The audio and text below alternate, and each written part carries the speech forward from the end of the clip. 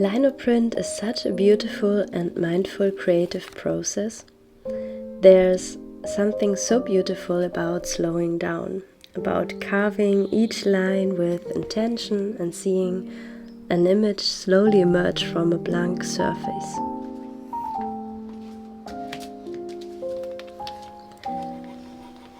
Hello lovely people, I am Kata and today I am trying Linocut printing, and the last time I did this craft was in school, about 15 years ago. And honestly, now I have no idea what I am doing. But luckily I have a husband who has more experience because during the last month he did various Linocut works. Let's see what happens and let's carve something. Intentionally, hopefully beautifully, but most likely with a few mistakes along the way. Let's see if I can turn a blank piece of linoleum into actual art.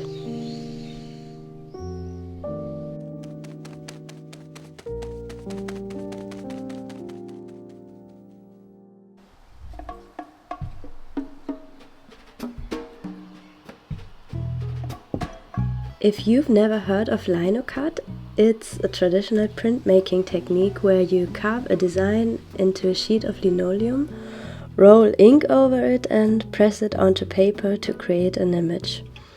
It's kind of like making your own stamp, but more artistic. I am preparing for a creative market where I will have a booth and I wanted to sell some originals. And the advantage of Lino Prints is definitely that you can do, let's say, infinite number of prints and also in different colors. I have some good product ideas, art prints and postcards, but also bookmarks and stationery. I am really excited and I have almost too many ideas for designs to try out. Alright, here's what I am working with. A linoleum block, a carving tool, water-based printing ink, a roller or brayer, and some good quality paper. In reality, I chose every kind of paper I found in my studio.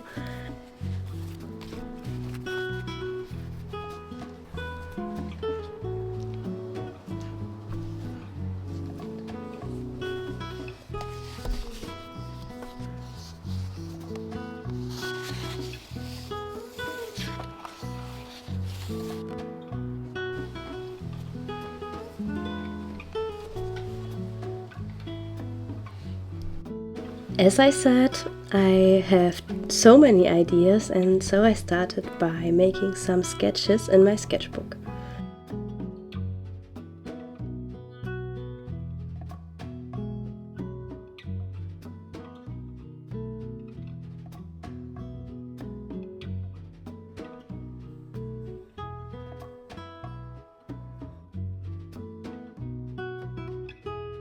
My favorite design was the snowdrop, obviously.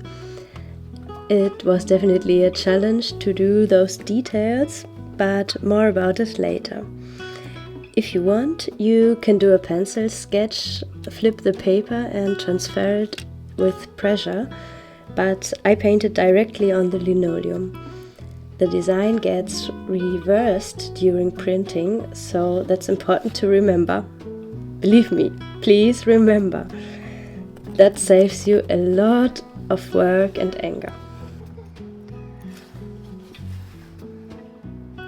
I've also got a pencil, and if you want you can draw directly on the linoleum or use tracing paper for transferring your design.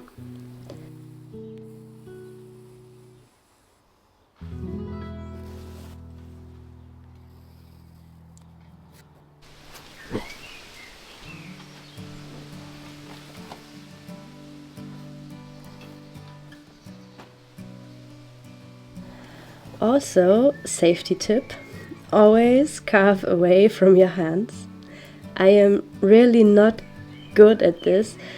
You are seeing here how not to do this at home. I've already poked myself, but I save you the details.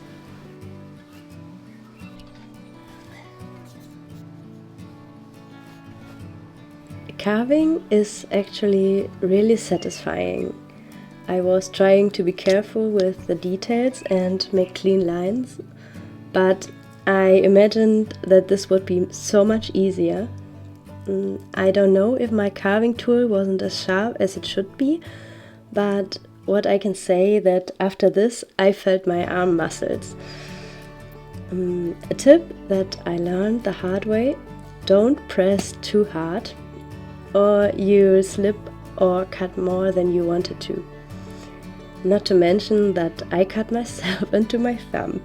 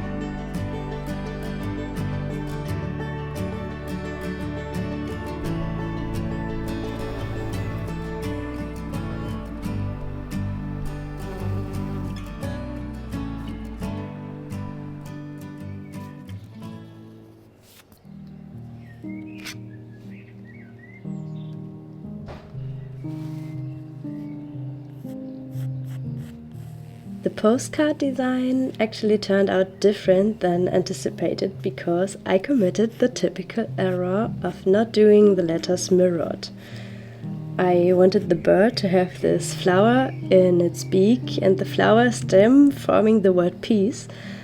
I ended up taking it all off when Leo, my husband, reminded me of this small but significant detail. Yes, looking back, it was a good thing for the design, and learning from my mistakes is never bad.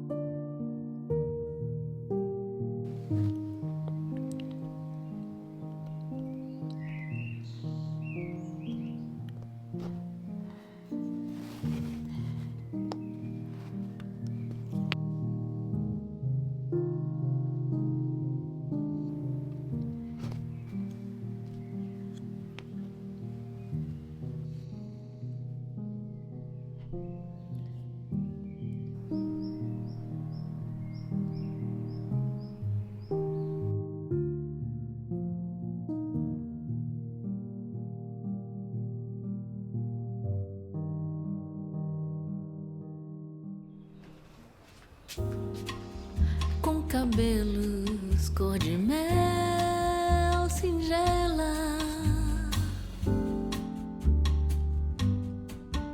seu nome é Mabel, é uma menina cheia de vida. Se vamos para a praia, não esquece a sandália e se olha pro céu.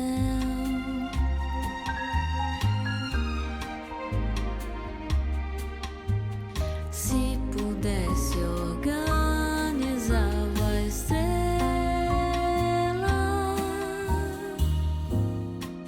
se a casa está vazia um dia.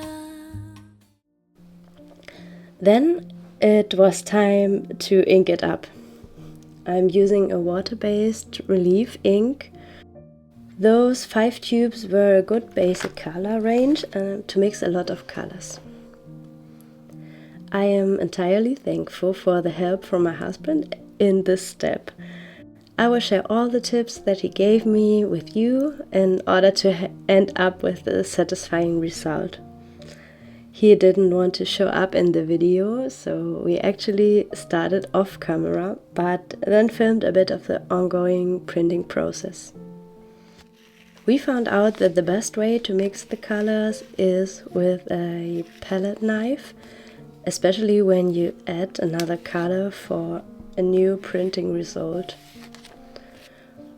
When passing the roller over the paint, it is of advantage to change the direction at first and also to do those quick rolling movements without lifting the roller. And then, when the paint is evenly distributed, roll it over the surface of the block.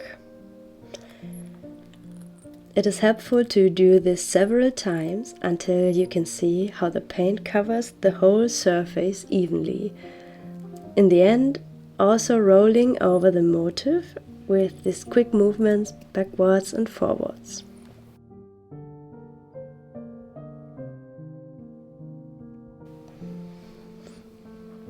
Now comes the moment of truth. You can place the paper on top of the linoleum, or actually the other way around.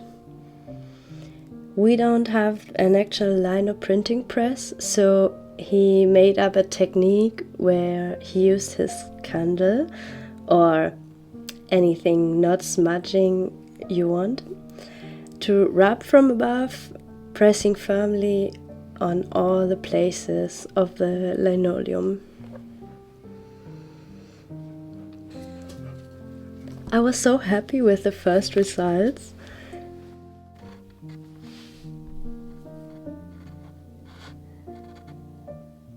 Nice. In this step, you can also check if you want to change something on the template, or maybe take off some parts or make thinner lines. And then we print it like there was no tomorrow. Look how pretty! And this was when Linoprint stole my heart away.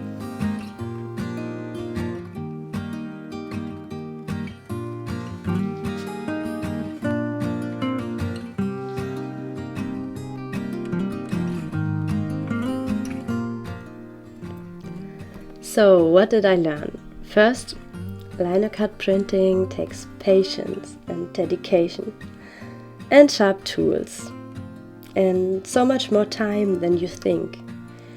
I only made it to 2 of my designs, but the good thing is that I have an archive where to go when I need an idea for the next Linoprint. It was a super fun process and really satisfying to see my own design turn into real prints. There's something grounding about working with your hands, something almost meditative. And I think that the entire Linoprint process is just such a mindful exercise. What I also love about it all, I am so grateful that we are such a creative family. When Leo started the printing, I admired his creativity and I am thankful for his teaching. And it was so lovely to do a project together as a couple.